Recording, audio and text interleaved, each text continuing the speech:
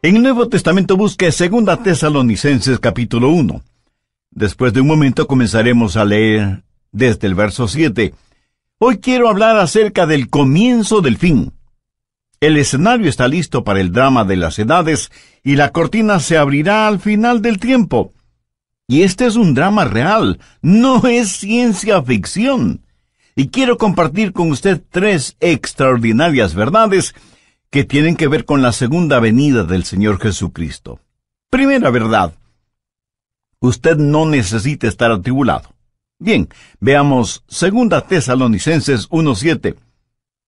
Y a vosotros que sois atribulados, daros reposo con nosotros cuando se manifieste el Señor Jesús desde el cielo con los ángeles de su poder.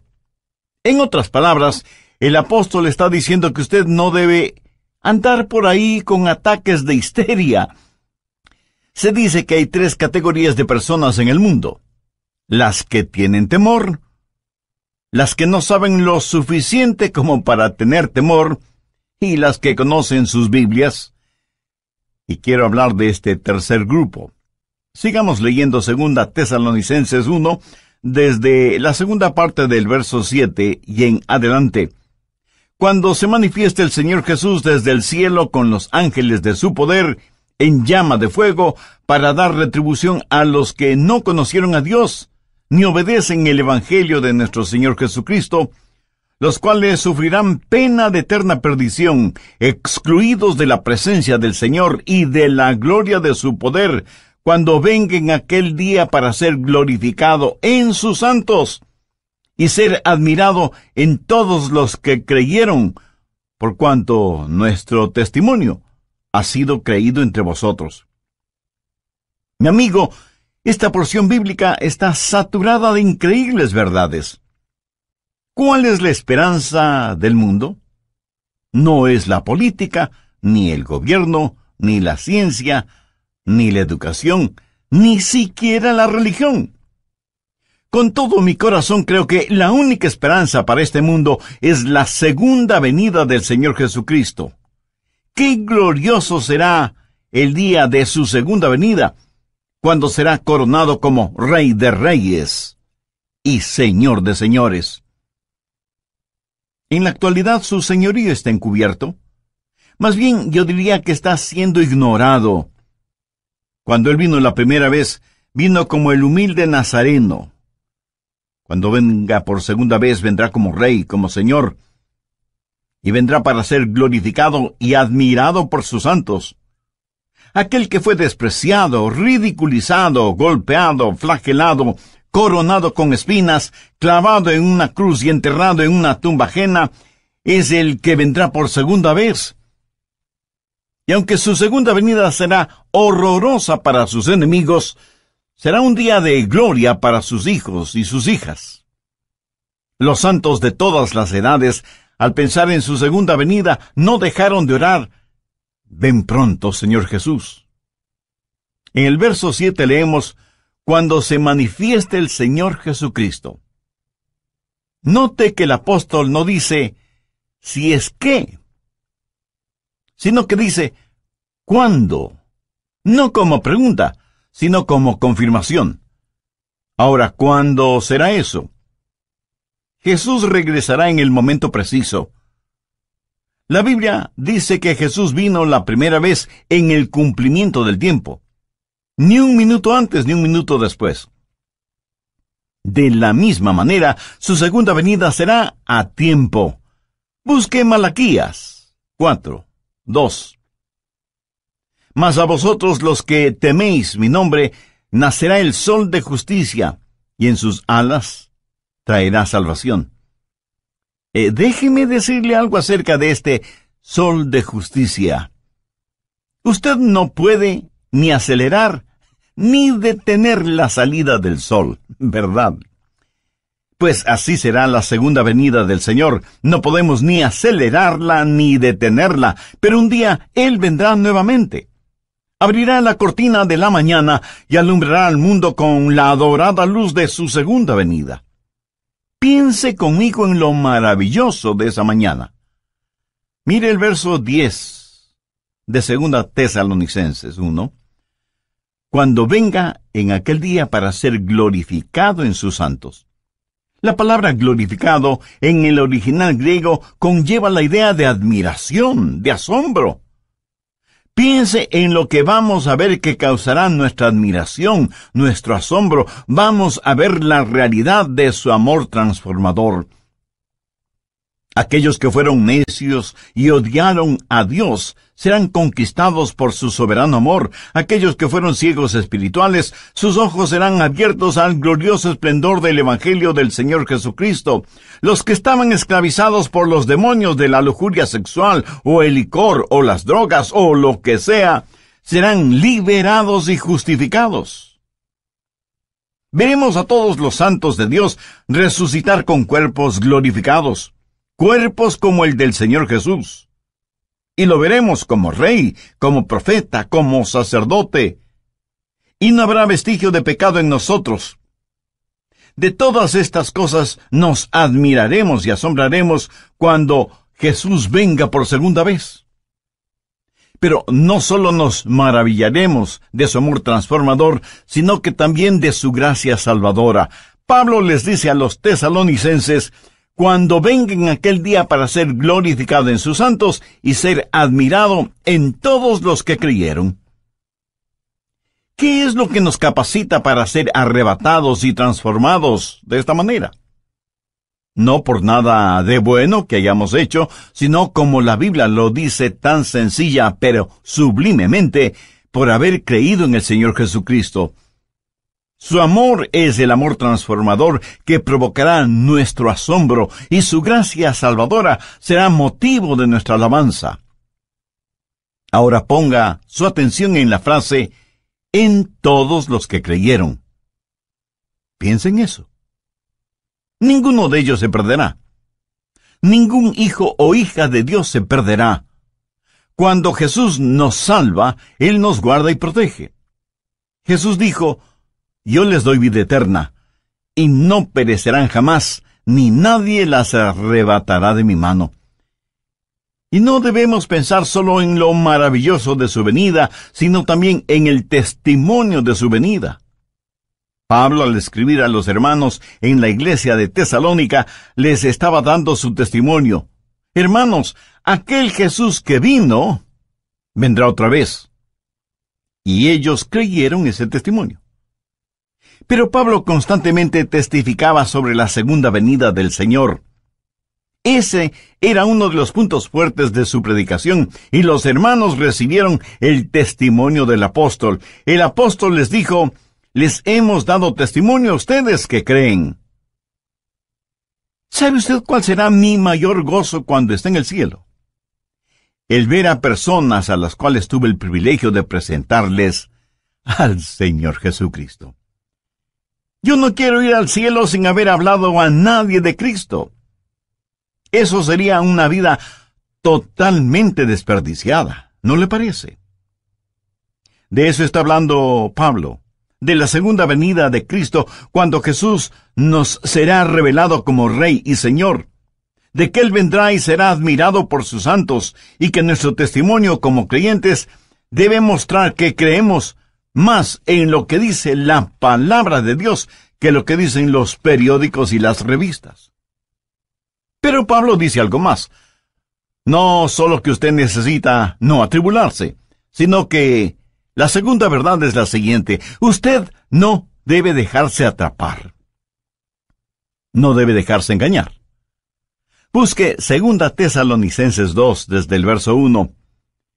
Pero con respecto a la venida de nuestro Señor Jesucristo y nuestra reunión con Él, os rogamos, hermanos, que no os dejéis mover fácilmente de vuestro modo de pensar, ni os conturbéis ni por espíritu, ni por palabra, ni por carta como si fuera nuestra, en el sentido de que el día del Señor está cerca. Nadie os engañe en ninguna manera. Ahora, lo que sucedía en la iglesia de Tesalónica es que había una diabólica decepción. Alguien había escrito una carta falsa, firmada con el nombre del apóstol, diciendo que el rapto ya se había realizado y que ahora estaban viviendo en el día del Señor. Y el día del Señor significa tribulación. Y estos hermanos estaban sufriendo porque creían que el rapto ya había sucedido y que ellos habían sido dejados. Por eso el apóstol está desenmascarando esa diabólica mentira y les pide que no se dejen engañar. Hay cualquier cantidad de engañadores y charlatanes espirituales, cualquier cantidad de autoproclamados apóstoles, profetas y maestros que engañan a muchos en nuestros días. Y esa es la razón por la que estamos estudiando profecía bíblica. Pablo les dice a los hermanos: confiad en lo que os decimos.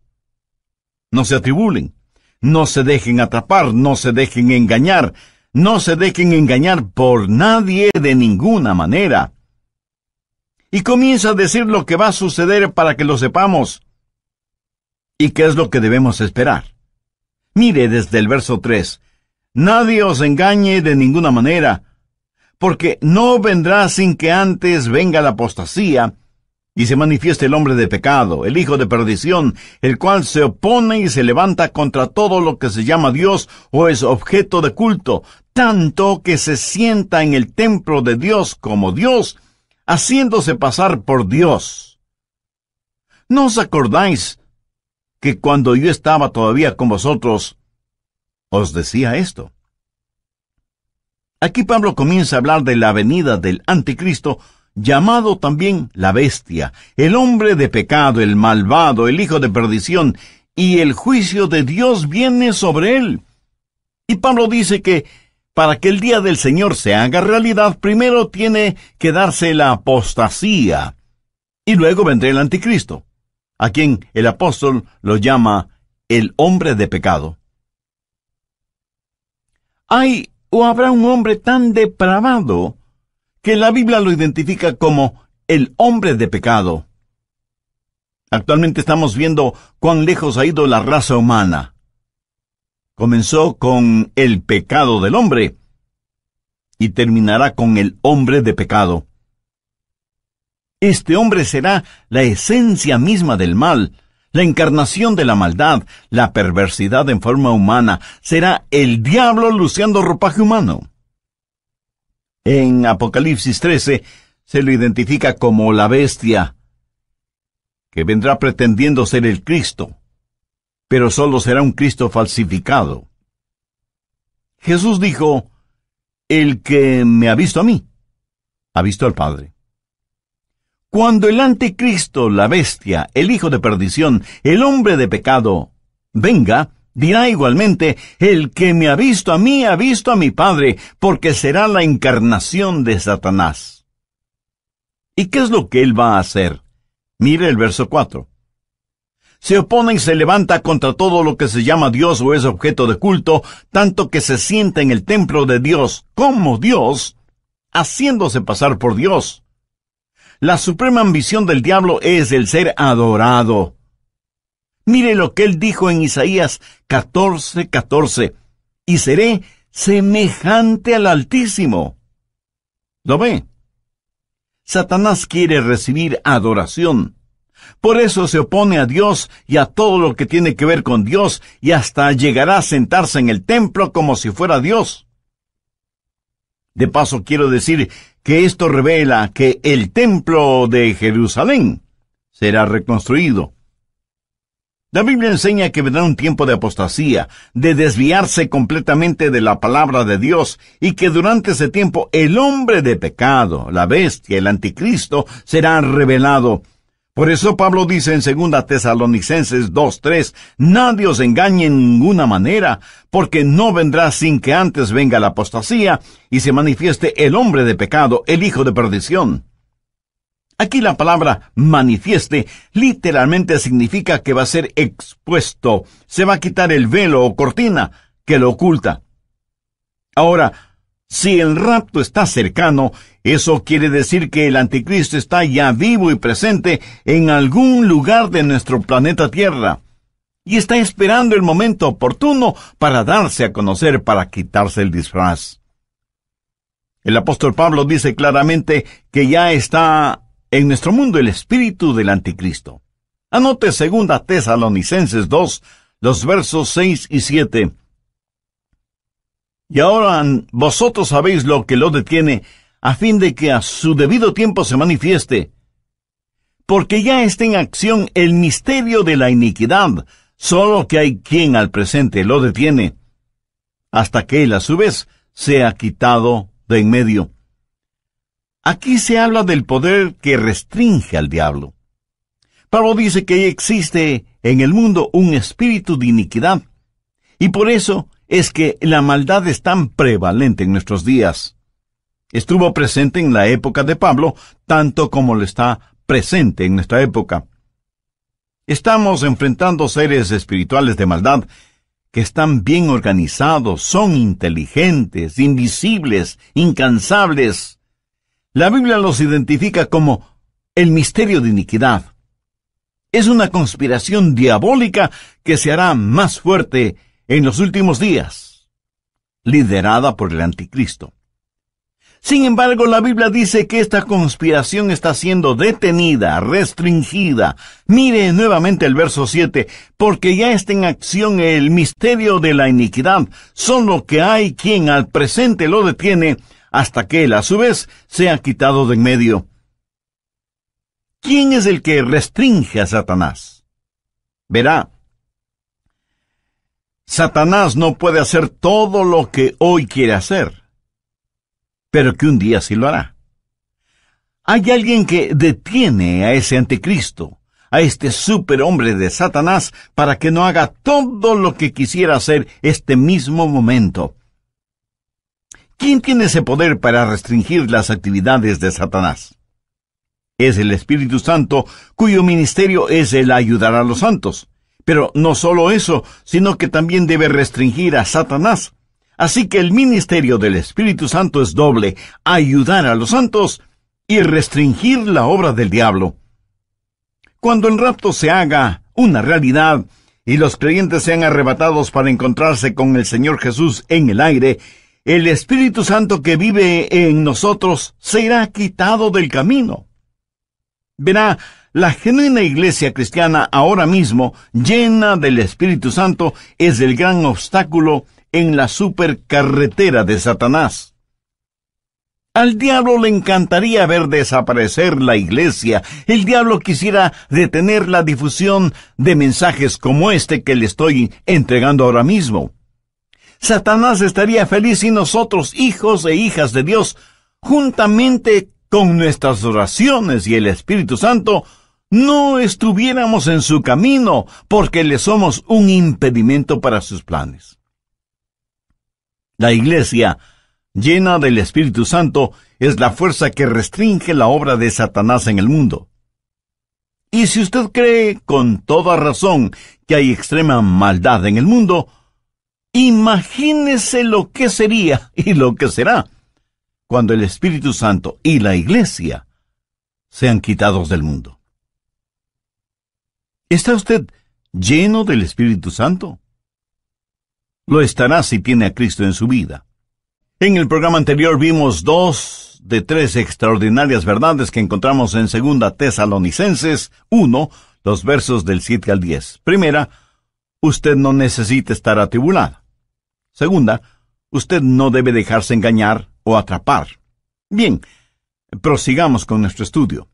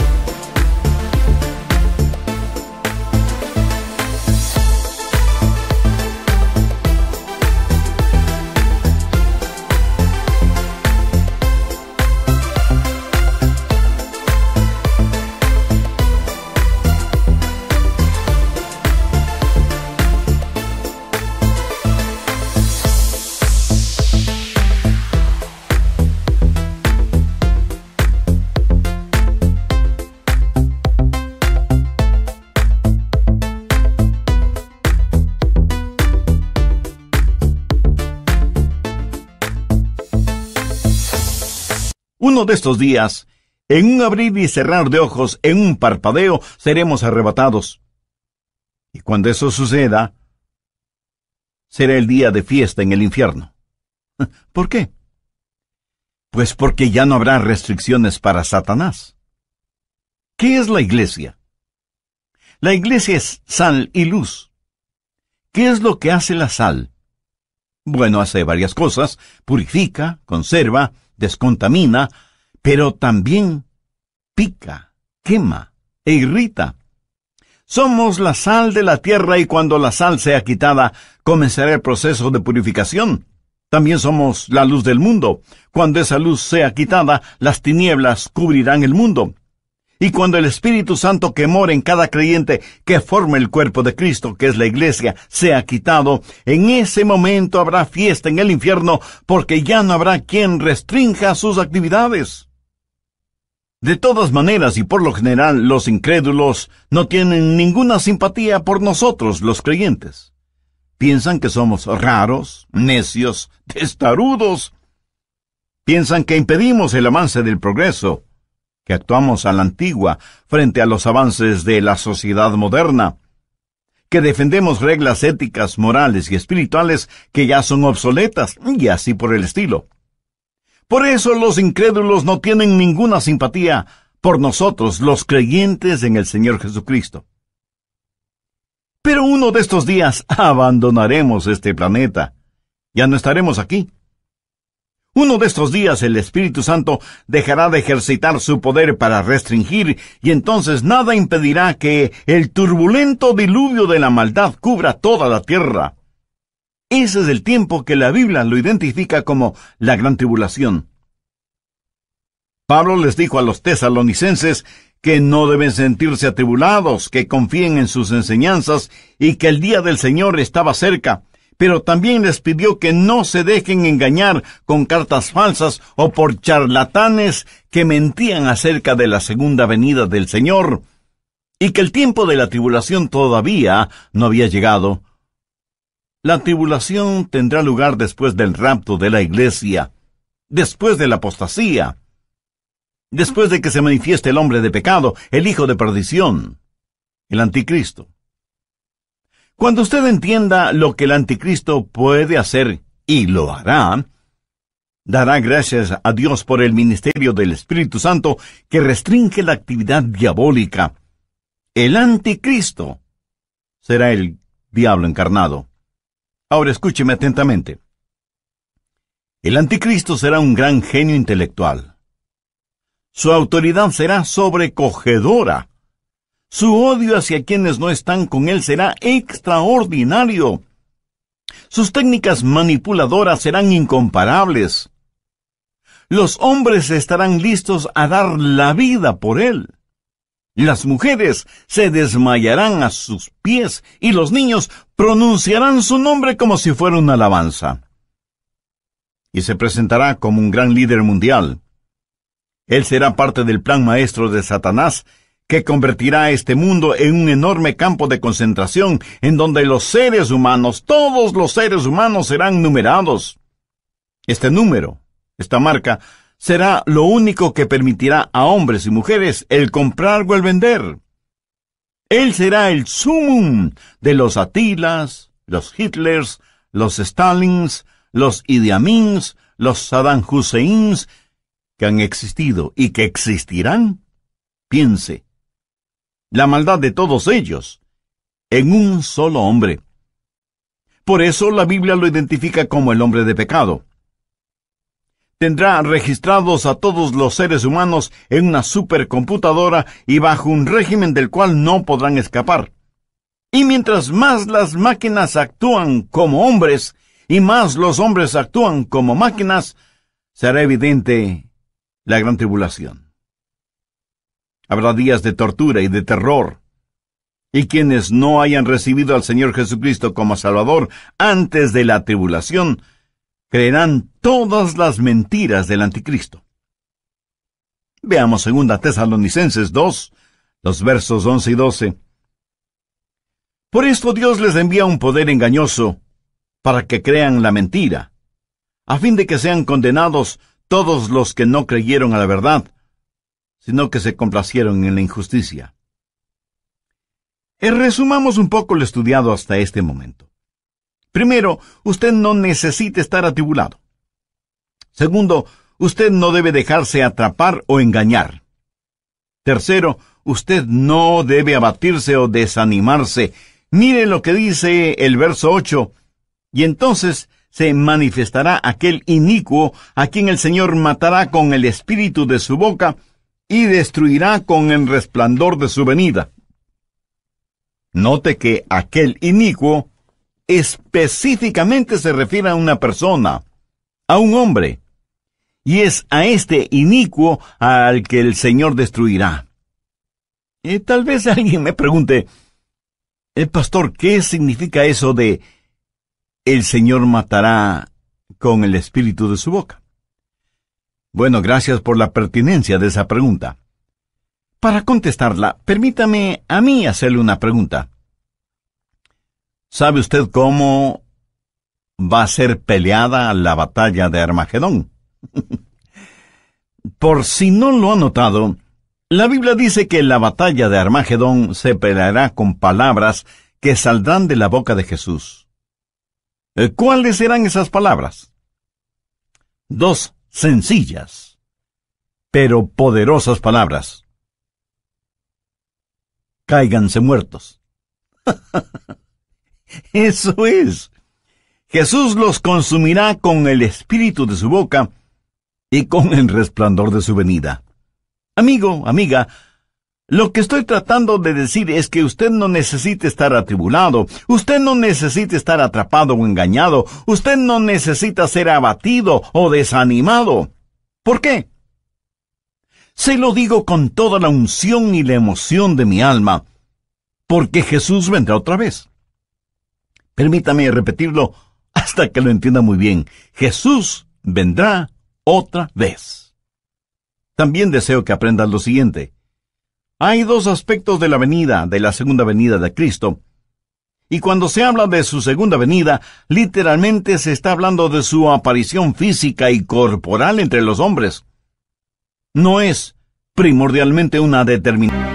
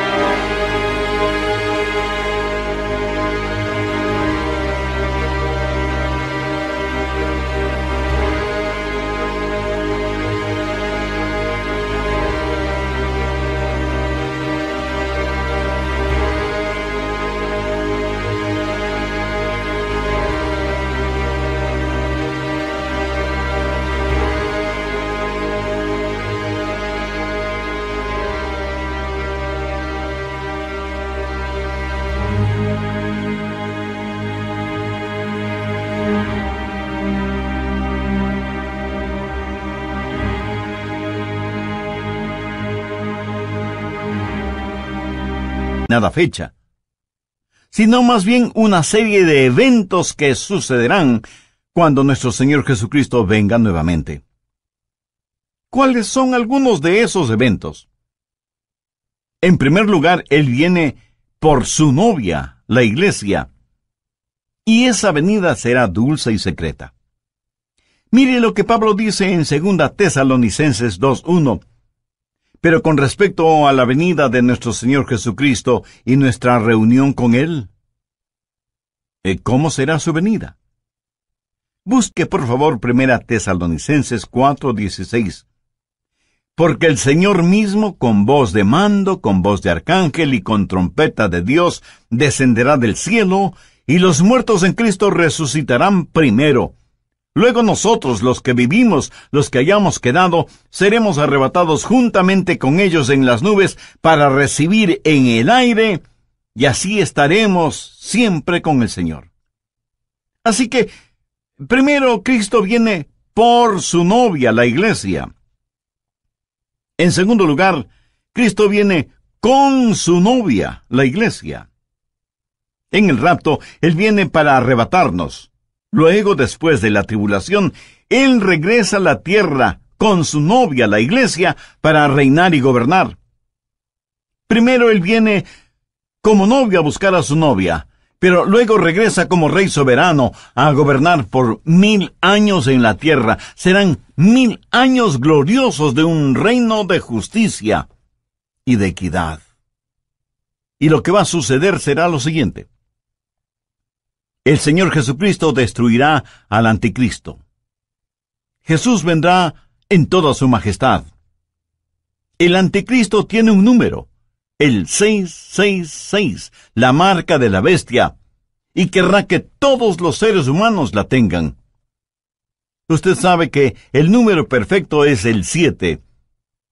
Y en ese sentido, el 777 es el número de Jesús. Ahora, teniendo esto en cuenta, note cómo voy a leer 2 Tesalonicenses 2:8. Entonces se manifestará aquel inicuo, o sea, el 666, a quien el Señor, o sea, el 777, matará con el espíritu de su boca y destruirá con el resplandor de su venida. ¿No le parece eso extraordinario? Cuando Jesús vino la primera vez, vino para sufrir, padecer y morir por nosotros. Cuando Él venga la segunda vez, vendrá para reinar en poder. Cuando vino la primera vez, le pusieron una corona de espinas. Cuando venga por segunda vez, lucirá su brillante corona de gloria. Cuando vino la primera vez, vino para morir en lugar de los pecadores. Cuando venga por segunda vez, será para ejecutar el juicio sobre los pecadores no salvos, porque Jesús es tanto Salvador como juez. Él mismo dijo, el Padre a nadie juzga, sino que todo el juicio dio al Hijo. La primera vez que vino para buscar y salvar aquello que se había perdido. Cuando regrese, de acuerdo a lo que la Biblia dice, vendrá como llama de fuego para dar retribución a los que no conocieron a Dios, ni obedecen el Evangelio de nuestro Señor Jesucristo. Cuando Jesús vino por primera vez, vino en forma absolutamente humilde. Y aun cuando entró triunfalmente en Jerusalén, lo hizo montado en un burro. Pero la próxima vez que venga, será en poder y gloria. La primera vez los hombres le rechazaron, pero la segunda vez se cumplirá lo que ya está escrito. Vivo yo, dice el Señor, que ante mí se doblará toda rodilla y toda lengua confesará a Dios. ¿Qué hemos aprendido de las Escrituras hoy? Espero que por lo menos 3 cosas. No necesitamos estar atribulados, ni atrapados, ni abatidos. Ahora escúcheme.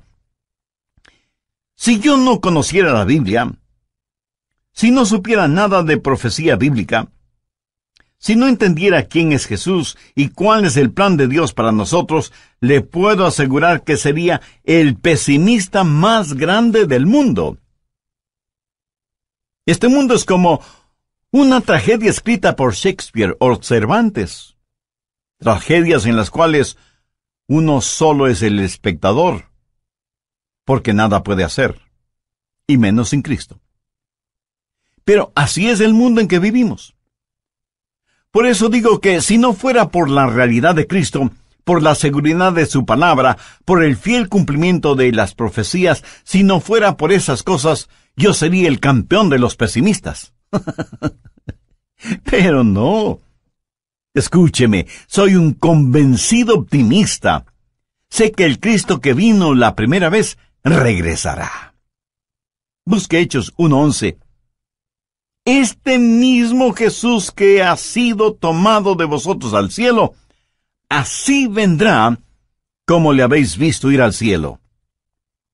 Ahora, ¿qué significa todo esto para nosotros? Significa que estamos en los gloriosos días, que son los del principio del fin. Y necesitamos dar el siguiente paso. Mis amigos, Estos no son días para aletargarnos, o para retroceder, o para callarnos, hasta que el rapto llegue y seamos arrebatados.